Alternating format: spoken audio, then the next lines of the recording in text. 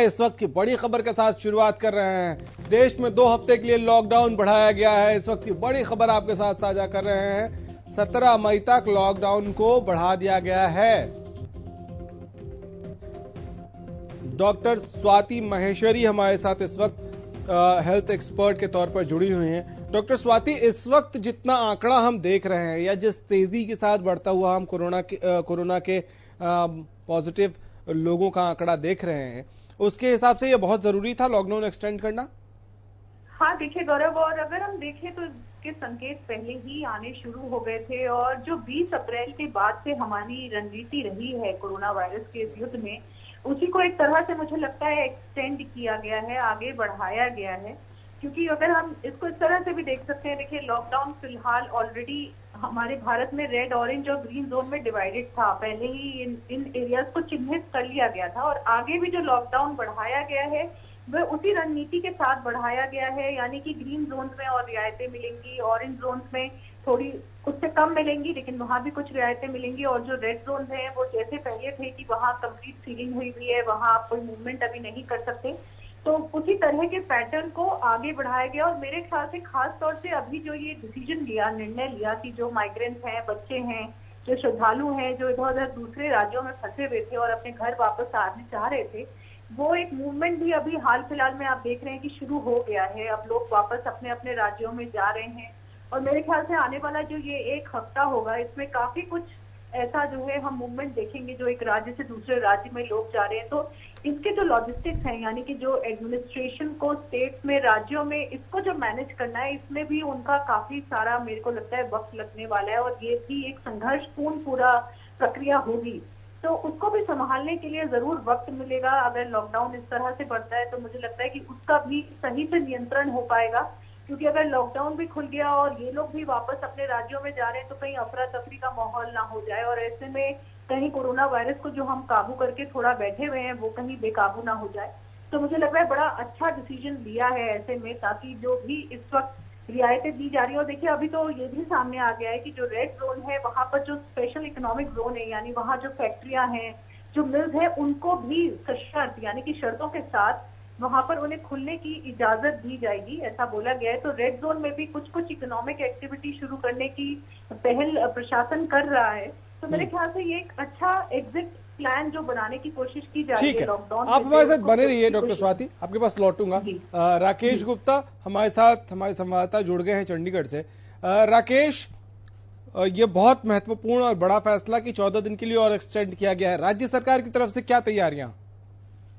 देखिए, इसमें 2 तरह की बातें हैं।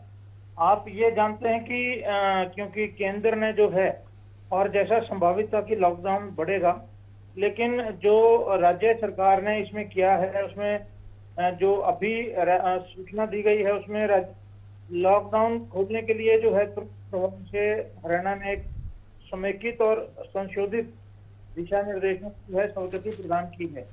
इस पर यह बताया गया है कि जो औद्योगिक इकाइयां हैं, वाणिज्यिक प्रतिष्ठान है, निर्माण परियोजनाओं से ऑनलाइन स्व घोषणा प्राप्त करने के उपरांत गतिविधियों में संचालित करने की अनुमति मिलेगी।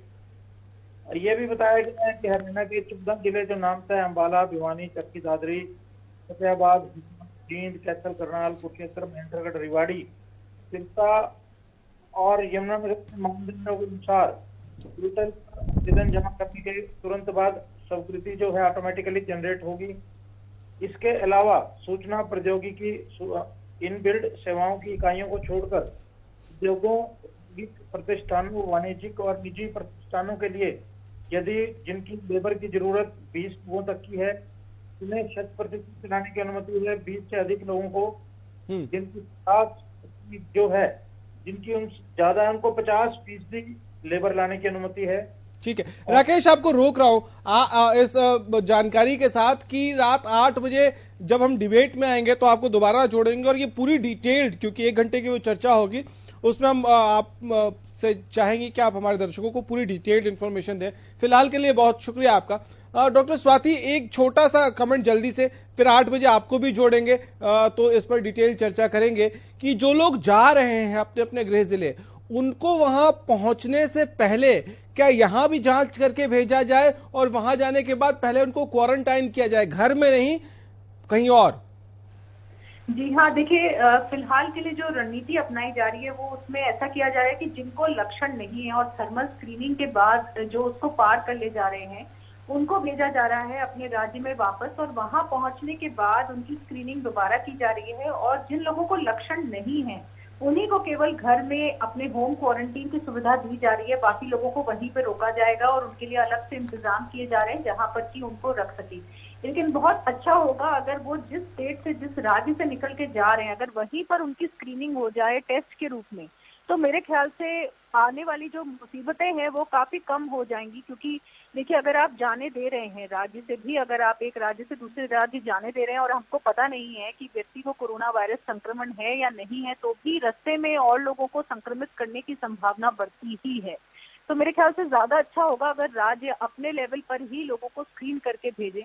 लेकिन अभी इसके क्या दावपेच हैं और कितना ये मुमकिन हो पाएगा, क्योंकि बहुत ज्यादा तादाद में लोग वापस जा रहे हैं और राज्यों के लिए भी कठिन है अभी इसमें टेस्टिंग कर पाना, तो मेरे ख्याल से ये अभी देखना होगा। और मुझे उम्मीद है कि जल्दी इसके ऊपर कोई अच्छा निर्णय लिया जाएगा ताकि इसको थोड़ा और स्ट्रीमलाइन कर पाए। बहुत अच्छी बात है कि सब वापस घर जा पा रहे हैं, लेकिन रोग लेकर वापस घर ना जाए, कोरोना का संक्रमण लेके वापस घर ना जाए, इसकी जरूर पूरी कोशिश करनी चाहिए।